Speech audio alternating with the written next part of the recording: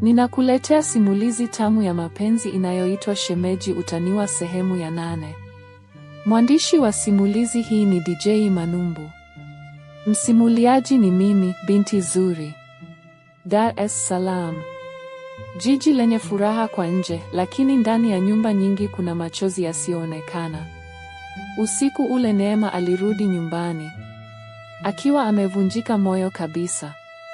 Hakulia kwa sauti, lakini machozi yake yalikuwa mazito kuliko kilio.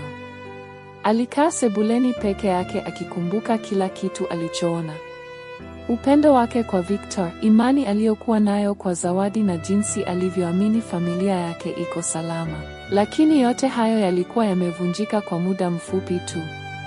Dakika chache baadaye mlango ulifunguliwa. Victor akaingia. Alisimama kimya akimwangalia Neema. Hakujua aanze vipi. Victor aliita Neema kwa sauti ya chini. Neema hakujibu. Alikaa vile vile, macho yake yakiwa yamechoka na kulia. Naomba unisikilize, Victor alijaribu tena. Ndipo Neema alipoinua macho yake polepole. Mimi nikusikilize? Neema aliuliza kwa uchungu. Sasa hivi unataka kuniambia nini ambacho sijakiona? Victor alikosa majibu. Kwa mara ya kwanza Victor alijikuta hana maneno kabisa. Dakika chache baadaye Zawadi akaingia. Alisimama mlangoni akishindwa hata kusogea. Alimwangalia dada yake na macho yake yakaanza kujawa na machozi. Zawadi alisema dada kwa sauti ndogo. Lakini Neema hakutaka hata kusikia. Neema alipaza sauti kwa uchungu akasema, usiniite hivyo. Zawadi akashtuka. Mimi si dada yako tena, Neema alisema huku akisimama. Maneno yale yalimchoma Zawadi moyoni. Neema aliendelea kusema, nilikuamini, nilikulea na nikakufanya uwe sehemu ya nyumba yangu. Lakini wewe ukachagua kunisaliti na mtu ambaye ni mume wangu. Zawadi akashindwa kujitetea. Hakukuwa na neno lolote ambalo lingeweza kurekebisha hali. Victor akajaribu kuingilia akasema, ilikuwa makosa, sikupanga. Neema alipaza sauti kwa hasira na maumivu. Nyie wote mmenikosea sana. Ukimya mzito ukatawala.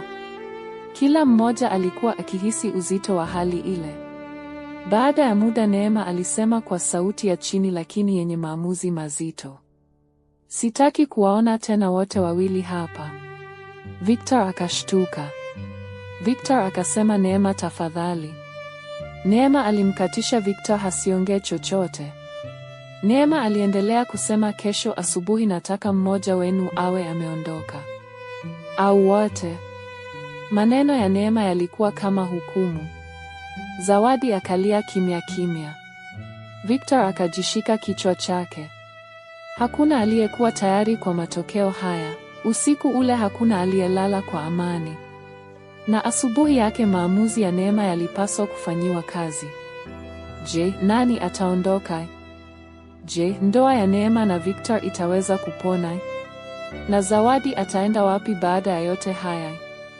Usikose sehemu ya 9 inayofuata ya simulizi hii ya kusisimua. Sasa ni maamuzi ya mwisho na hatima ya kila mmoja. Kama umeipenda simulizi hii, bonyeza like, share kwa marafiki zako na subscribe kwenye channel ya DJ Manumbu ili usipitwe na simulizi kali kama hii. Hii ni sauti ya binti Zuri. Tukutane sehemu ya 9 inayofuata.